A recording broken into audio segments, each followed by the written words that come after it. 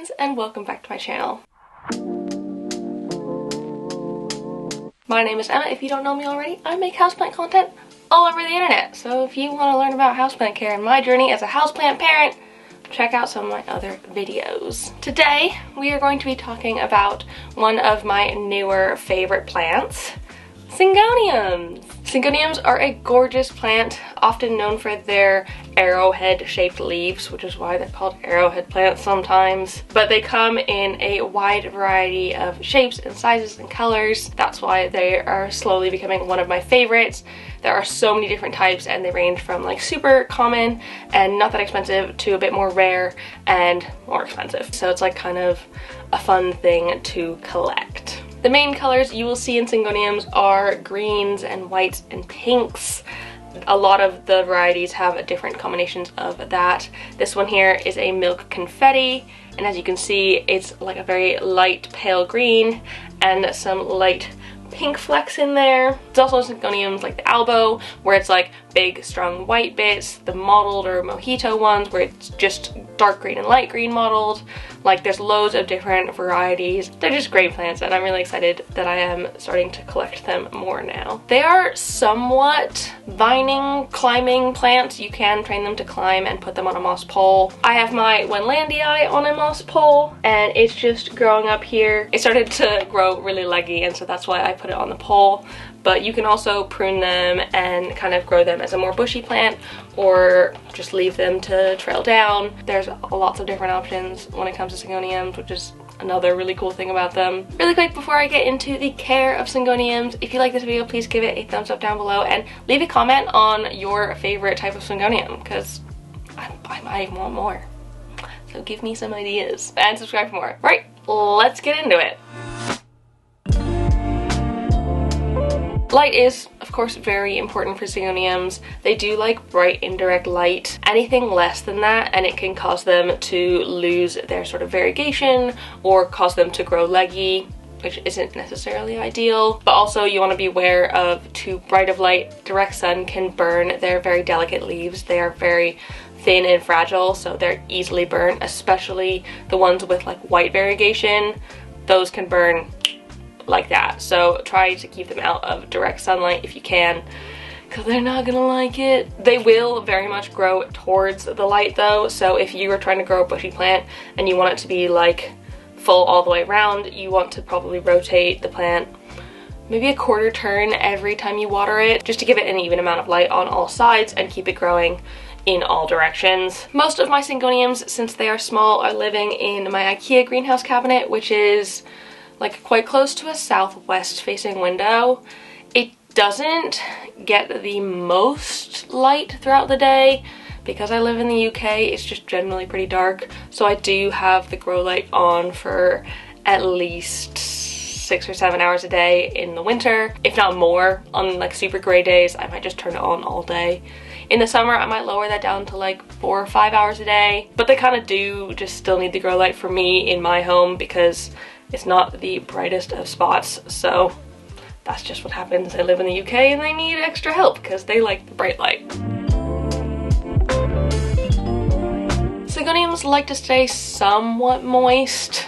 I tend to water mine when they're about 50 to 75% of the way dry, and for me right now in winter, that's probably about every 10 to 14 days depending on the size of the plant. And in the spring and summer I will ramp that up probably to once a week, maybe a little bit more often, but I really don't do it off of a time-based schedule. I do it off of soil dryness, so I like to water when the soil is about 50% dry. Underwatering your Syngoniums can result in stunted growth as well as crispy, dry patches in the leaves, so keep an eye out for that. Overwatering, on the other hand, will lead to like yellowing lower leaves, brown and black mushy spots on the leaves, rotting stems and roots, so you want to avoid that. In my opinion, it's almost always better to underwater than overwater, so avoid giving them water too often. Their ideal temperatures lie between 15 and 26 degrees Celsius or 60 to 80 degrees Fahrenheit, so fairly warm. Your average home should be alright, should be within that range. Anything under 15 degrees and I tend to find myself cold and putting on the heat, so I wouldn't necessarily worry about these getting too cold in your home, but if you do experience colder, anything lower than like 10 Celsius or 50 Fahrenheit can cause damage to the plant, so really do avoid those cold temperatures. They will not like it at all. You also want to avoid drafts with these ones, especially cold ones. It'll shock their system and they don't like it, so just keep them away from drafty windows, doors, air conditioning vents, stuff like that. You can also summer your syngoniums outside if you have a decent outdoor climate. Just make sure that you're not putting them in the direct sunlight because that will burn their leaves very quickly. And you want to make sure that you're bringing them in before it gets too cold again, come like autumn time.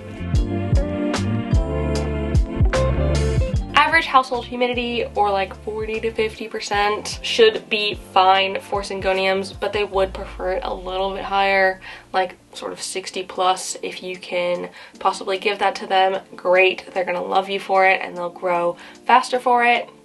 If you find that your plants are starting to grow brown leaf tips with like yellow halos around them, that's a sign of too low of humidity. In order to boost humidity, you can get a humidifier. You can put them on a pebble tray, or you can group plants together because that naturally boosts the humidity in that area. Mine, since they're all in the IKEA cabinet, they're getting pretty high humidity, like 50 to 80% most days, so they're perfectly happy in there, and I don't really do anything to otherwise boost their humidity. I only fertilize my syngoniums in spring and summer, and I do so about twice a month or so. I'm probably going to start fertilizing these very, very soon because it is late March at this point, so it's about time for me to start fertilizing them. I found that some of mine do go into a dormancy period over winter, so I've kind of stopped fertilizing them then because they don't need it. They're just having a relax and a chill out time, and then as soon as I pick it up again in spring, they will grow again, hopefully. I'm looking at you, Syngonium Malbo, who's not grown me a new leaf in like 6 months. I suggest fertilizing with half strength fertilizer so as not to burn the roots, unless you're using something that's very, very, very specifically formulated for houseplants, like liquid gold leaf, which is what I use. Then you can use full strength because that is literally formulated to not burn their roots. So depending on your fertilizer, probably go with half strength if you're unsure. It's safer that way, and your plants aren't going to complain of too little fertilizer, but they will complain if you give them too much. Syngoniums prefer a lighter soil mix. Average aeroid soil should be fine. I personally use the Soil Ninja Syngonium mix as it is specifically formulated for syngoniums, so why wouldn't you? Depending on how fast yours grow, they'll probably only need repotting every year or two, so keep an eye on that. They'll need repotting when you notice that their roots are starting to grow at the bottom of the pot, or wrap around the bottom of the pot. You do want to make sure that when you're repotting, you give pots with drainage holes. That is super important because your plant needs drainage, otherwise you're very much at risk of overwatering, and that is to be avoided at all costs. I've also tried saving a syngonium with Pawn, my Grey Ghost. Unfortunately, I found that it had passed. It's gone, it didn't make it, and I don't know if that's the Pawn's fault or my fault or the plant just didn't want to do it anymore, but unfortunately it didn't survive, so that's that. So I can't necessarily recommend Pawn for them. I'll probably try it again in the future, just not right now. Propagating syngoniums is so easy. Like, oh my god, it's so easy. They just propagate like that. I love it. All you need to do is make sure that you're getting a stem cutting with some nodes. Those are super important because that's where the new roots and new growth is going to come from. So make sure that your cutting has a node and you will be good to go. You can stick that in water, moss, back into soil, kind of whatever propagation medium works best for you. They are pretty flexible like that. I personally find that moss works really well. I've got my red spot in moss. This is just a cutting from one of my friends. It is rooting super well in there, just going crazy. I might actually put this on a moss pole soon because it looks like it wants to climb up something. I've accidentally propagated this one by breaking it.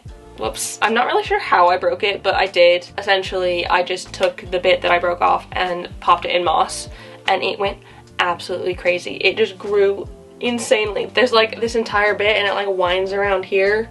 All of that grew when it was living in moss.